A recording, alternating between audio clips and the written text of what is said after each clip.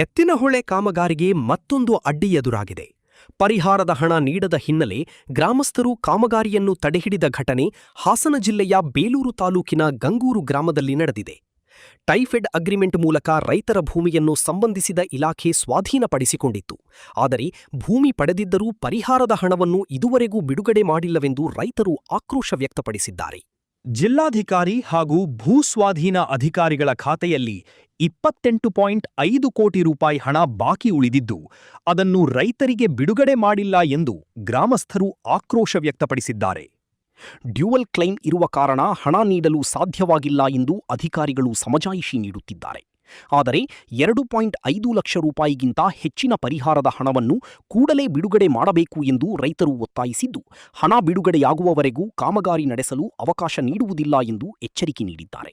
50,000 ಎಕರೆಗೆ ಮಾಡಿ ಬೆಳೆ ಪರಿಹಾರಕ್ಕೆ ಅಂತೇಳಿ 50,000 ಕೊಟ್ಟು ಟೈಫೆಡ್ ಅಗ್ರಿಮೆಂಟ್ ಮಾಡ್ಕೊಂಡು 1 ವರ್ಷ ಕೊಟ್ಟಿದ್ದಾರೆ.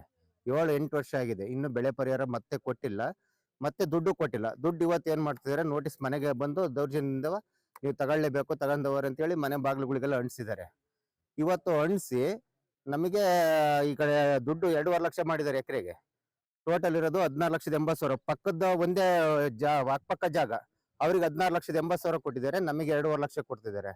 ದಾಖಲಾತಿಗಳು ನಾವು ಬ್ಯಾಂಕಲ್ಲಿ ಲೋನ್ ತಗೊಂಡಿದೀವಿ, ಇವ್ರು ಕೊಡೋ ದುಡ್ಡಲ್ಲಿ ಬ್ಯಾಂಕಿನ ಸಾಲನು ತೀರ್ಸಕ್ಕಾಗಲ್ಲ. ಆ ತರ ಪರಿಸ್ಥಿತಿಲಿದ್ದೀವಿ. ಇವತ್ತು ಜೀವನ ಮಾಡೋದು ಕಷ್ಟ. ಕೆರೆಗೆ ನೀರು, ನಮ್ಮ 2 ಕೆರೆಗೂ ನೀರು ಸಾಕು ಕೊಟ್ರೆ ಹೆಂಗ ಇರೋದಾರಲ್ಲಿ ಒಂದ್ ಸ್ವಲ್ಪ ಉಳ್ಕೊಂಡ್ರೆ ಜಮೀನುಗಳ ಜೀವನನೂ ಮಾಡ್ತೀವಿ, ಜೀವನ ಕಟ್ಕೊಂಡೆ ನಾವು. ಇವ್ರು ಅದು ಮಾಡ್ತಿಲ್ಲ. ಈ ಕಡೆ 2.5 ಲಕ್ಷ ಕೊಟ್ರೆ ಅವತ್ತು 2 ಅವರು ನಮ್ಮನ್ನ ಅಲ್ಲೇ ಜಿಲ್ಲಾಧಿಕಾರಿಗಳು ಕೂರಿಸ್ಕೊಂಡು ಚರ್ಚೆ ಮಾಡ್ರು ಸರ್. ನಾವು ಜಿಲ್ಲಾಧಿಕಾರಿಗಳಿಗೆ ಪೂರ್ತಿ ಕ್ಲಾರಿಟಿಯಾಗಿ ಹೇಳಿಬಿಟ್ಟಿದ್ವಿ ಸರ್. ಜಿಲ್ಲಾಧಿಕಾರಿಗಳಿಗೆ ಏನಂತ, ನಮಗೆ 2.5 ಲಕ್ಷ ಏನ್ ಕೊಡ್ತಾ ಇದಿಲ್ಲ ಪರಿಹಾರ, ಅದು ನಮಗ್ ಬೇಡ. ಯಾಕೆಂತಂದ್ರೆ ಇದು 2.5 ಲಕ್ಷ ಯಾವುದೂ ಅಲ್ಲ ಪರಿಹಾರ.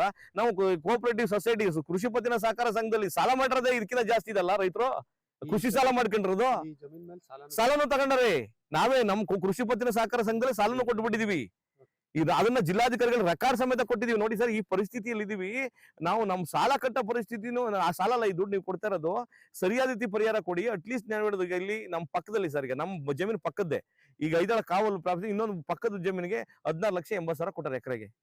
ಅಟ್ಲೀಸ್ಟ್ ನಮ್ಗೆ 50% ಕೊಡಿ ಅಂತ ರೈಟಿಂಗ್ ಅಲ್ಲಿ ಕೊಟ್ಟು ಬಂದ್ವಿ. 50% ಕೊಡಿ ಆಯ್ತು, ನೀವು ಎಕ್ಸ್ಗ್ರೇಷಿಯಾ ಅಂತ ಹೇಳ್ತಿದ್ದೀರಾ, ಡ್ಯುಯಲ್ ಕ್ಲೈಮ್ ಅಂತ ಇದ್ದೀರಾ, ಅರ್ಧ ಕೊಡಿ ಹೋಗ್ಲಿ, ನಮ್ಮ ಉಳಿಸಿ ಅಂತ ಹೇಳ್ಬಿಟ್ಟು ಅವ್ರನ್ನ ಬೇಡ ಬಂದಿದ್ವಿ. ಆಮೇಲೆ ನಂತರ